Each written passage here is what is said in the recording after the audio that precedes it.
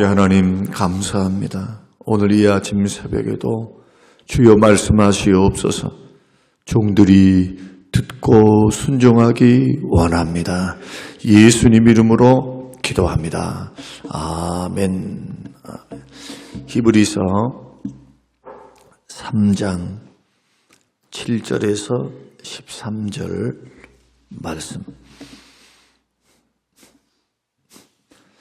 그러므로 성령이 이르신 바와 같이 오늘 너희가 그의 음성을 듣거든 광야에서 시험하던 날에 거역하던 것 같이 너희 마음을 완고하게 하지 말라. 거기서 너희 열조가 나를 시험하여 증험하고 40년 동안 나의 행사를 보았느니라. 그러므로 내가 이 세대에게 노하여 이르기를 그들이 항상 마음이 미혹되어 내 길을 알지 못하는도다 하였고, 내가 노하여 맹세한 바와 같이 그들은 내 안식에 들어오지 못하리라 하였느니라. 형제들아, 너희는 삼가 혹 너희 중에 누가 믿지 아니하는 악한 마음을 품고 살아계신 하나님에게서 떨어질까 조심할 것이요, 오직 오늘이라 일컫는 동안에 매일 피차 권면하여 너희 중에 누구든지 죄의 유혹으로 완고하게 되지 않도록 하라. 아멘. 아멘. 8절. 광야에서 시험하던 날에, 그랬습니다. 광야에서 시험하던 날에 하나님께서 광야에서 이스라엘 백성들을 테스트하셨다. 7절과 8절 말씀은 광야 백성들의 인생과 삶이 거울이 되어서 광야에 시험받았던 그들이 오늘날 우리들에게 거울로 삼을 수 있는 그런 기회로 삼으라는 겁니다. 이것은 2000년 전에 박해 때문에 믿어야 되는가 말아야 되는가, 신앙을 포기해야 되는가 아니면 끝까지 믿음으로 걸어가야 하는가 라고 고민 중에 있었던 그 당시 그리스도인들에게도 주신 말씀이지만 오늘날 우리에게도 똑같이 주시는 말씀입니다. 왜냐하면 하나님은 어제나 오늘이나 동일하십니다. 어제의 하나님이 오늘의 하나님이고 오늘의 하나님이 미래에도 변함이 없으신 동일하신 하나님이시기 때문이고, 두 번째 이유는 하나님의 말씀이 변하지 않기 때문에, 1.1획도 변하지 않는 생명의 말씀이기 때문에, 오고 가는 세대는 다르겠죠. 또 이 땅에 살았던 사람들은 언젠간 죽어서 사라질 겁니다. 그러나 사라지지 않는 게 있어요. 그게 뭐냐? 인간들에게 있는 죄성입니다. 원죄는 사라지지 않습니다. 과거에 악했던 사람들이 지금도 오늘날도 마찬가지예요. 그 죄를 답습합니다. 죄는 유전됩니다. 죄인이기 때문에 죄를 짓습니다. 악합니다. 생각과 마음과 계획도 악합니다. 잘 배우면 잘 배울수록 더 지능이 고도의 사기를 칩니다. 미련하면 미련한 채로 완고합니다. 고집을 피웁니다. 그러면서 죄된 길을 걸어갑니다. 이것이 인간의 죄성입니다. 그래서 인간은 스스로 가만히 내버려 두면 죄인으로 살다가 죄 짓다가 하나님의 심판받아서 죄의 삭은 사망이니까 지옥 가는 겁니다. 하나님의 심판받아서. 그래서 인간은 소망이 없어요. 그런데 지금의 사람들은 교육을 받으면, 과학이 발전되면, 문명이 발전되면 소망이 있다고 말을 합니다. 희망이 있을 것이다. 사람은 계몽이 될 것이다. 그렇게 낙관합니다. 그러나 오늘날 시대는 과거보다 더 위험한 시대입니다. 과거에는 칼과 창과 활을 가지고 사람을 전쟁을 했으니까 그렇게 그다지 많이 죽지를 않습니다. 오늘날은 살상 무기가 이제는 기관총뿐만 아니죠. 집속탄, 그 다음에 ICM, IBM 해서 큰 미사일, 거기다 핵무기를 장착하게 되면 이제는 한 방 터뜨리면 수백만을 죽일 수 있습니다. 수백만이 뭡니까? 지금 지구상에 만들어 놓은 4대 열강 핵무기를 가지고 있는 그 핵무기가 다 터지면 지구의 10개 이상 초토화시킬 수 있는 위력을 갖고 있습니다. 핵무기를 터뜨리면 10개 이상이 살지를 못해요. 10개 행성을 없앨 수 있는 무서운 파괴력을 누가 갖고 있느냐? 인간들이 갖고 있습니다. 이런 인간들을 향하여 우리는 지금 볼 때 낙관을 하면서 희망을 걸고 사는 그 자체가 넌센스입니다. 인류의 역사는 전쟁의 역사요, 약탈의 역사요, 제국주의 역사요. 지금도 힘의 논리에 의해서 돌아가고 있는 게 세계 정세죠. 그런데도 이 세상에 잘 먹고 잘 살 수 있는 영원한 세계라고 생각하며 살아가는 것이 얼마나 착각입니까? 언젠가 전쟁이 나지 않으리라는 보장이 어디 있어요?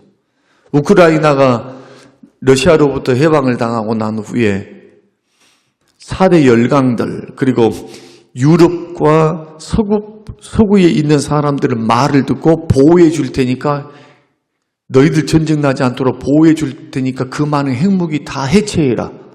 경제 원조해 줄게.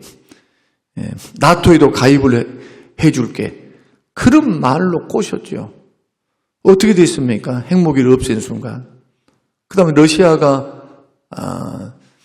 반도를 점령하더니 전쟁을 걸어오더니 본격적으로 이제는 우크라이나를 점령하기 위해서 그 많은 병력을 이끌고 내려온 것을 보시기를 바랍니다.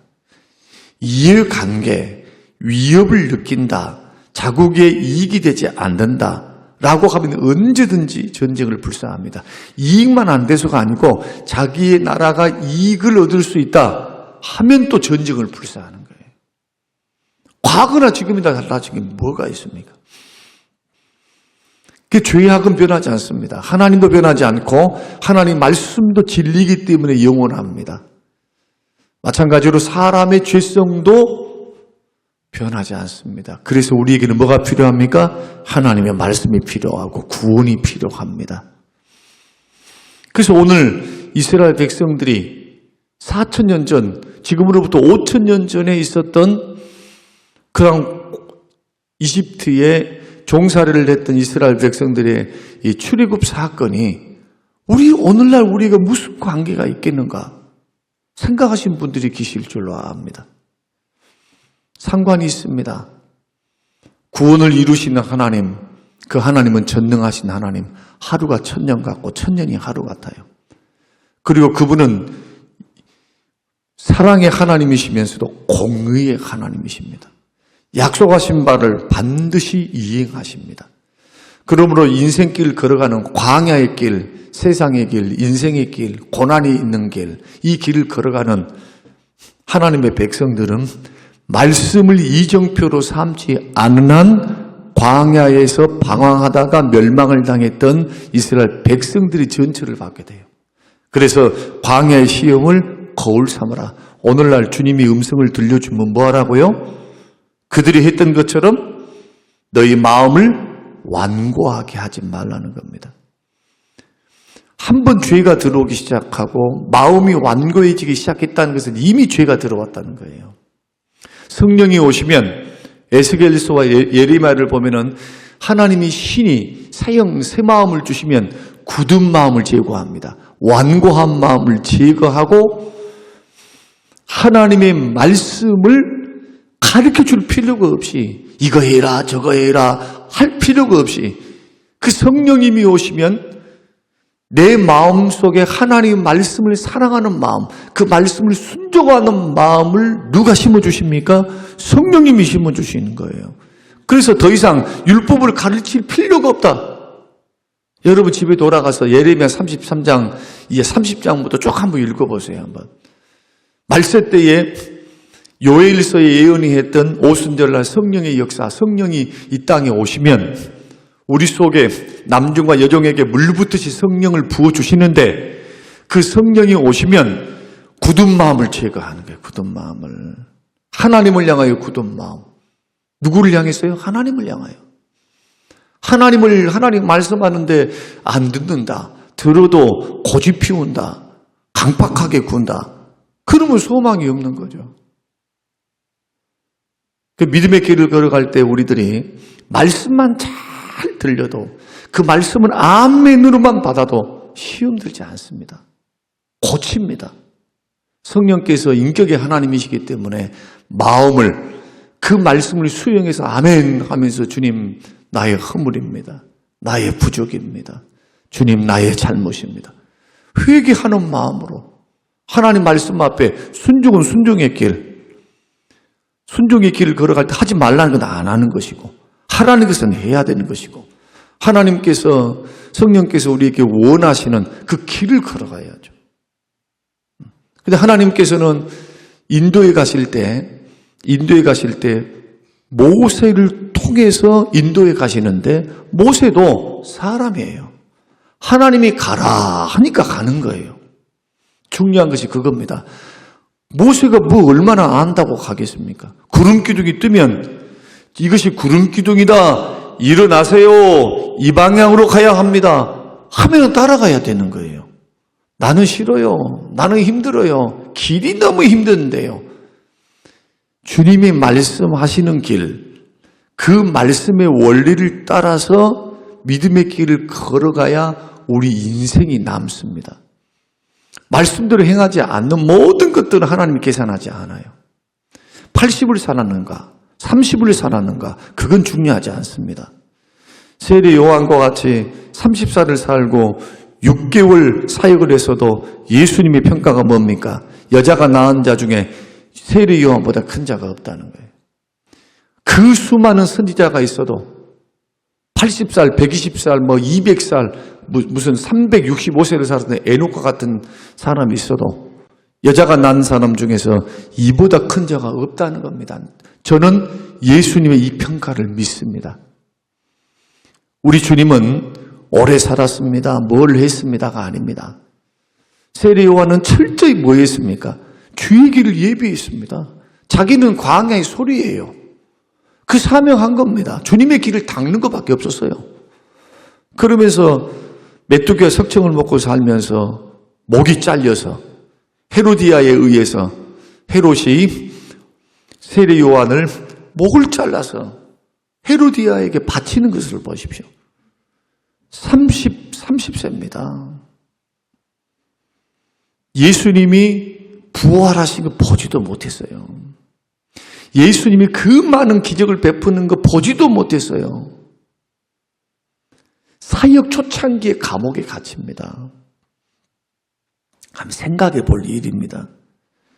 그래서 오늘 광야에서 시험하던 날에 거역 같은 것 같이 있으니까 광야의 시험을 거울 삼아야만 마음이 완고해지지 않는다. 마음이 완고해지지 않아야 소망의 담대함을 갖고 그 자랑을 끝까지 견고히 잡게 된다는 겁니다. 그 결과 어떻게 될까요? 당연히 가나안의 축복을 받죠. 영생의 축복을 받죠. 그러나 이스라엘 백성들은 200만이 그러지 못했다는 겁니다. 성경은 적극적으로 말합니다. 광야에서 버림을 받았다고. 실족하여 넘어졌다고. 그래서 언제나 우리들이 기억해야 될 것이 있습니다. 광야에는 뭐가 있습니까? 뱀이 있습니다. 뱀 삽니다. 광야에 있는 뱀. 이슬 먹고 살아요. 이슬 먹고. 그 광야에 있는 짐승들은 삽니다. 조그만 짐승에서부터 도마뱀부터 시작해서 그런 힘이 없고 약한 짐승들은 광야에서 적응해서 잘 살아요. 사람은 못 살아도 뱀이 있습니다. 그리고 광야에는 뭐가 있습니까? 육신적인 시험이 있습니다. 정욕의 시험. 이 세상을 살아갈 때 사단의 시험이 있습니다. 우리 안에는 욕심이 있습니다. 정욕, 물질욕, 성욕, 먹는 욕심, 갖는 욕심, 인기 욕심, 여러 가지 욕심들이 있어요. 안목의 자랑, 이생의 자랑, 육신의 정욕. 다 시험이죠, 시험. 이 세상에 있는 것과 세상에 있는 것을 사랑하지 마라. 다 세상이 주는 것은 뭡니까? 죄짓도록 유혹하는 것이다. 그래서 세상은 우리가 사는 자연 환경을 말하는 것이 아니라 죄악된 문화를 말하는 겁니다. 세상은 죄악의 문화를 통해서 지금 움직이고 있기 때문에 우리는 이때 광야는 살만한 곳이 못 되는 거예요. 이 세상은 지나가는 나그네입니다. 성경은 계속해서 말씀하시거든요. 이 땅이 유토피아가 아니라고. 이 땅에 에덴 동산을 세우려고 하지 말라고. 이 땅은 내 집이 아니라고. 행인과 나그네와 같이 지나가는 정거장과 같은 곳이라고. 여관과 같은 곳이라고. 영원한 생명과 천국을 주시기 위해서 주님이 이 땅에 오셨으니, 십자가에 죽어주셨으니 그 예수를 땅끝까지 나의 증인이 되어서 복음을 증거하라. 그들로 하여금 이 세상이 마지막 테스트 장소다. 영원한 천국이 기다리고 있다. 하나님 나라가 기다리고 있다. 영생이 있다. 세상은 불로 심판받는다. 세상이 불로 심판받지 영원히 이 땅이 존재한다고 말씀하십니까? 그렇지 않습니다. 알파와 오메가 되십니다. 시작과 끝이 분명히 있어요. 끝을 향해서 걸어가는 게 우리 인생입니다. 우리는 죽음을 향해서 지금 걸어가고 있고 예수님의 제 이름을 사모하면서 걸어가는 인생이 바로 우리들의 인생이다. 광야에는 시험만 있는 게 아닙니다. 기갈도 있습니다. 가난도 있습니다. 양식을 얻을 수 없어요. 쉴 만한 곳도 없습니다. 그러니 얼마나 힘듭니까? 특히 예수 그리스도를 믿는 믿음으로 사는 사람들은 얼마나 힘드냐고요. 이 지구 땅덩이에서 정말로 그 거부, 그 많은 돈을 소유하고 있는 사람들 몇 프로나 될까요? 10%? 대부분 90% 이상은 가난합니다. 그저 그렇게 먹고 사는 겁니다. 우리나라가 경제 제10대 강국입니다. 지금 잘 사는 겁니다. 굉장히. 그런데도 못 살겠다고 헬조선이라고 그렇게 말하잖아요. 상대적인 박탈감. 집값은 상승하죠. 물가도 상승하죠. 일자리는 없지요. 돈을 쌓아놓은 사람들은 없어도 살아요. 돈이 있으니까 가만히 있어도 살아. 그러나 청년들, 가난한 사람들, 집도 없는 사람들 평생 노동해서 지방값 마련하기 위해서 전략하고 그 복잡한 도시에서 살면서 무슨 소망을 가지고 삽니까? 나이가 들면 병이 찾아오는데 다 건강해지고 젊어지고 무슨 막 미래 소망이 있습니까? 없죠. 왔던 길로 돌아가는 겁니다. 그러나 예수 믿는 사람들에게는 소망이 있습니다. 영생의 소망, 천국의 소망. 이 땅에서는 주가 주시는 은혜를 누리고 인도를 받고 먼저 그 나라와 그를 구하면 이 모든 것을 더해 주시면서 생존할 수 있도록 만나와 매출하게 주시는 겁니다. 그래서 광야에서 시험받았던 시험을 거울로 삼는 첫 번째 우리가 명심하고 또 명심해야 될 것이 뭐냐? 사람이 떡으로만 사는 것이 아니요 살아계신 하나님의 입에서 나오는 말씀으로 사는 것을 배우는 장소. 이것이 광야 인생길입니다. 이 신명기 8장에서 말씀하신 말씀이죠. 2절에 너를 낮추시며 너를 줄이게 하시며 또 너도 알지 못하며 내 열조도 알지 못하던 만나를 먹이신 것은 사람이 떡으로만 사는 것이 아니요 여호와의 입에서 나오는 모든 말씀으로 사는 줄을 너로 알게 하려. 알게 하기 위해서. 예수님도 마귀의 유혹, 물질의 유혹을 받으셨을 때 뭘로 물리치십니까? 말씀으로 물리치십니다. 똑같은 8장 2절 말씀. 떡으로만 사는 거 아니야. 여호와의 입에서 나오는 말씀으로 산다. 떡도 누가 주시는데요? 하나님이 주시는 거예요. 물과 비를 누가 주시는데요? 기후 변화를 누가 허락하시는데요? 자연의 법칙을 누가 주셨습니까? 우주 만물을 누가 만드셨나요? 하나님이 만드시는 거예요. 하나님이. 그래서 우리의 시험은 뭐냐? 광야에서 이 백성들은 먹고 마시고 편안하게 살고 또 광야의 길이 얼마나 척박해요. 길이 좋겠습니까? 안 좋지. 그러니까 길이 험악하고 살기 퍽퍽하고 먹고 살기 힘들고 미래의 길도 안 보이고 그냥 하루 벌어서 하루 먹고 사는 거예요. 똑같아요. 하나님께서 만나와 매출하기를 하루만 거둘 수 있도록 주셨거든요. 이틀째 거두면 썩어서 냄새가 나. 못 먹어요. 그러나 안식일 전날은 이틀째를 거둬라. 그리고 안식일 일하지 마라. 거두러 나가지 마라. 그런데 안식일 날 해 먹으려고 딱 보니까 안 썩어요. 뭘로 삽니까? 하나님이 주신 것 갖고 사는 거예요. 말씀으로 사는 겁니다. 말씀으로. 이스라엘 백성들은 육신대로 살려고 힘썼어요. 신앙생활을 하면서 교회 생활을 하면 육신대로 살려고 해요. 자꾸 성령의 소욕을 따라서 성령의 역사를 따라 말씀의 뜻을 따라서 인생을 살아가면 하나님이 생존하도록 먹고 입고 쓰는 것, 하나님 피할 것, 까마귀를 보내주셔서 은혜를 베풀어 주실 텐데 그것이 안 믿어지는 겁니다. 당장 눈에 보이는 거, 이것이 있어야 되고 저것이 있어야 되고 저것이 급하고 이것이 급하고 자꾸 그러다 보니까 육신적인 생각을 하는 겁니다. 하나님 말씀 생각이 안 나. 그 나라와 그 일을 구하면 이 모든 걸 더해 주신대요. 하나님의 의와 나라가 뭡니까? 거룩함과 구별됨과 하나님 나라는 통치. 저 천국이 아니라 그것은 죽을 때 가는 거고, 여기서 말씀하신 하나님 나라는 주님이 다스리심. 뭘로 다스립니까? 성령님과 말씀을 통해서. 그 말씀 순종하고 사는 자, 쉽게 말하면 예수님을 주인으로 왕으로 삼으면서 주님이 성령을 통해서 말씀을 통해서 깨닫게 하시는 그 말씀의 원리를 붙잡고 육신대로 살지 않는 자, 성령에 이끌리어 성령의 소욕으로 사는 자, 육신대로 살면 반드시 죽게 됩니다. 육신대로 살면 육신의 열매를 맺게 돼요. 열매를 맺게 되면 그 나무가 열매를 보니까 못된 나무인 거죠. 좋은 나무가 아닌 거예요. 그것은. 그러면 열매가 성령의 열매를 좋은 나무죠. 아름다운 나무죠. 열매로 그들을 아는 것이니까.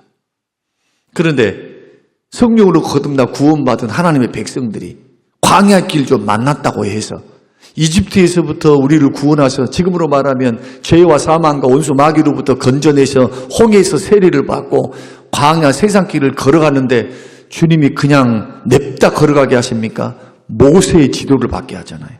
주의 종들을 세우시잖아요. 그리고 그 입에 말씀을 주시잖아요. 말씀을.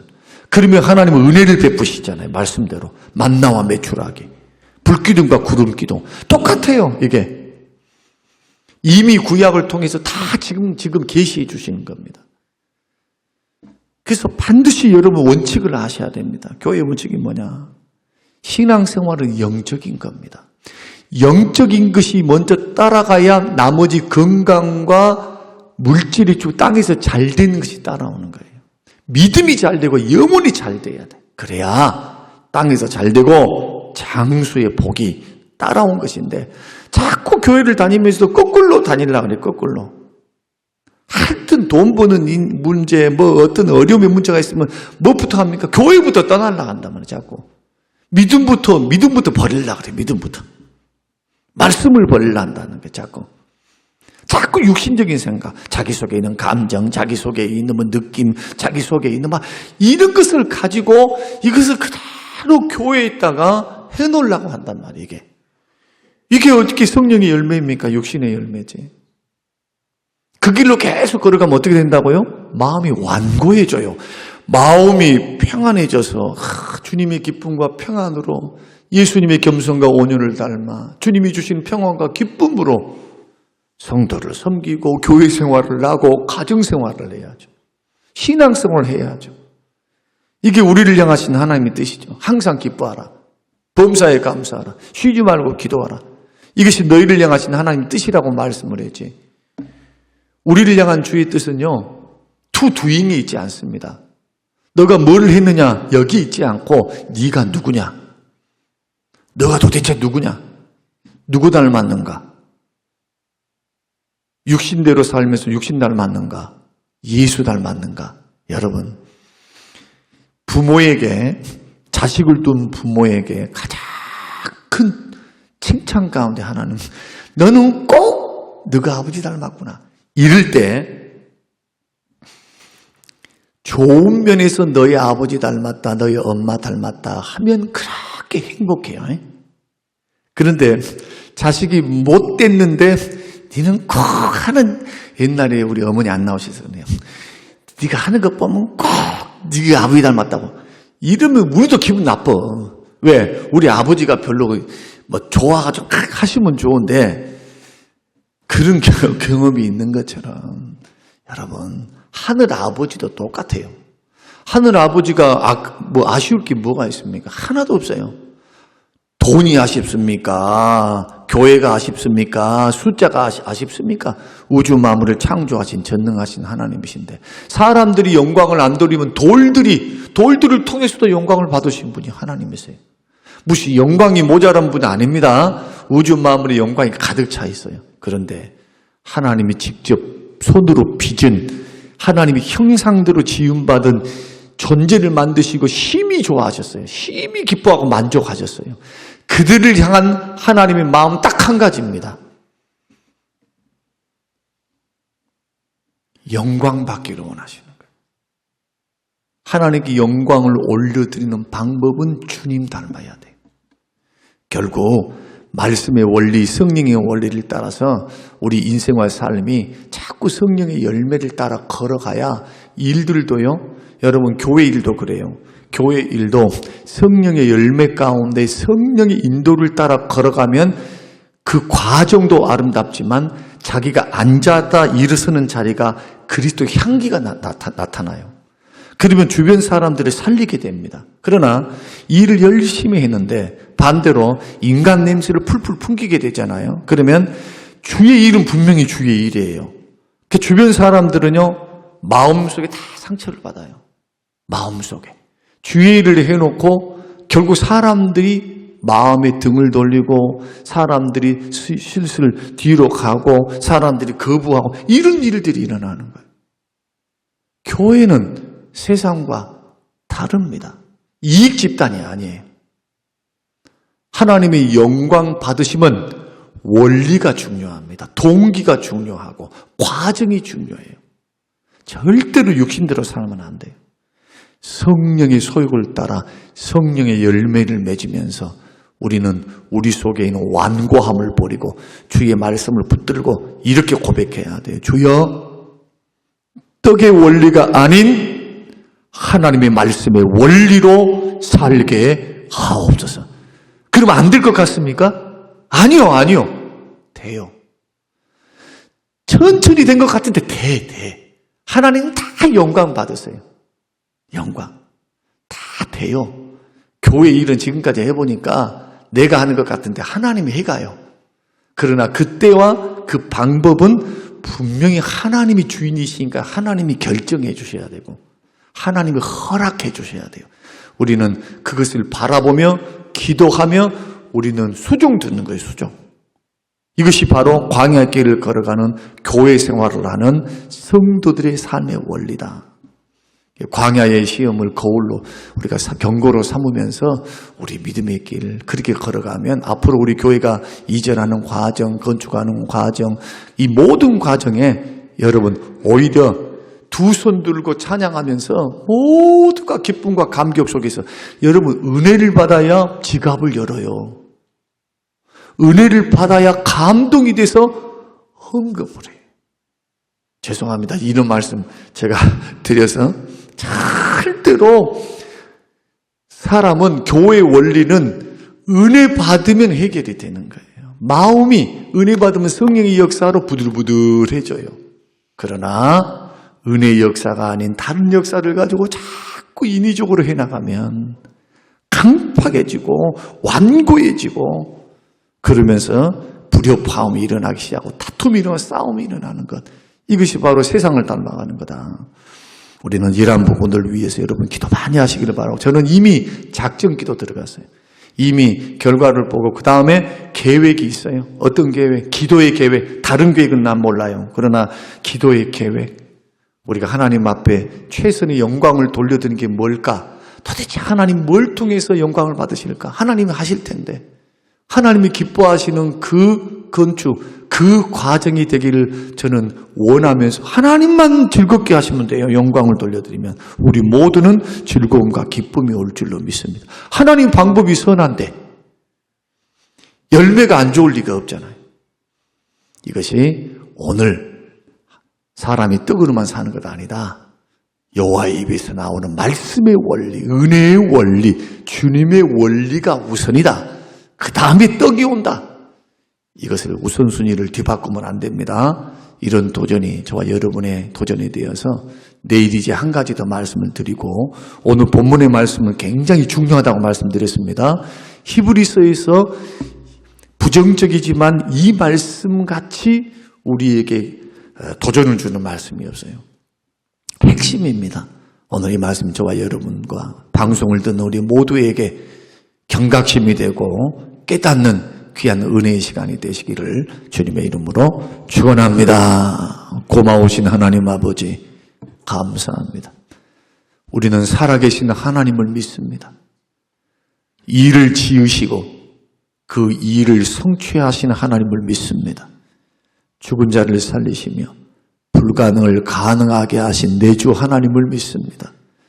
하나님 아버지, 주의 말씀을 따라 인생길을 걸어갈 때 언제나 주님이 주인이심을 늘 기억하며 우리의 인생과 삶이 육신대로 살아가는 것이 아닌 성령의 인도를 따라 성령께서 가르치시는 그 말씀의 원리를 따라 신앙생활도 하게 하시고 직장생활, 가정생활도 하게 하시며 주의 말씀이 언제든지 떠나지 않고 그 말씀을 다 붙잡고 말씀과 성령과 기도의 역사 안에 우리 교회와 우리 신앙과 삶을 만들어갈 수 있는 승리하고 승리하는 하나님께 영광 돌려드리는 복된 신앙생활 되게 하옵소서.